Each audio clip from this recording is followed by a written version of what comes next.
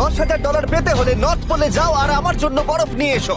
এই লোকটিকে পৃথিবীর যে কোনো জায়গা থেকে খুঁজে বার করো আর জিতে নাও 10,000। ওকে।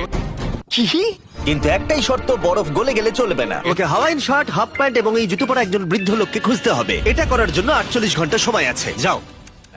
বেশ, চললাম। ঠিক আছে, পরে দেখা হচ্ছে। তুষার গলে যাওয়ার থেকে আমি যাবো। ওকে, আমি এখন যাচ্ছি কাবো। রক্ষা করার জন্য আমি যতটা সম্ভব কুলার এবং বরফের প্যাক নিচ্ছি। প্রায় 30 ঘন্টা জার্নি, বুঝতে পারবো না বরফ গলে গেছে কিনা। কারণ আমার ছবি দেখে মনে হচ্ছে লোকটা সমুদ্রের কাছাকাছি থাকে। আমি এই মিস্টার ইমোজিকাইকে খোঁজার জন্য যা খুশি তাই করতে পারি। যখন খুব ঠান্ডা, আমি ভাবছি কি করে ওখানে যাবো। একটা হেলিকপ্টার? এটা অসাধারণ! প্রায় পৌঁছে গেছি। আমি প্রথম মেক্সিকো গেলাম, প্রথমেই আমি একটা বোট রেন্ট নিলাম। আমি অনেকগুলো বয়স্ক মানুষ দেখলাম, কিন্তু কেউ তাদের মধ্যে হাওয়াইন শার্ট পরেছিল না। যতটা আসা যায় ততটা এসেছি। বেশ, এবার জিমির কাছে ফেরার সময়। বরফগুলো যেন না গলে যায়।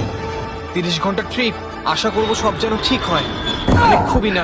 নতুন প্ল্যান, আমি 10টা হাওয়াইন শার্ট কিনলাম আর তাদেরকে দিলাম, দেখি তারা এটা পড়তে চায় কিনা। 2 ঘন্টা কেটে গেছে, আমার মনে হচ্ছে এটা কখনোই কোনোভাবে সম্ভব নয়। আমি নিজেকে পরাজিত ঘোষণা করিয়ে দিয়েছিলাম, কিন্তু সেই সময় ও, তুমি চলে পৌঁছে গেছো? গেছি। দেখাও দেখি। ঠিক আছে। ওটা কি গলে গেছে? অদ্ভুত একটা ঘটনা ঘটলো। আপনারা বিশ্বাস করবেন না, আমার সামনে কে বসেছিল। আপনাকে দারুণ লাগছে।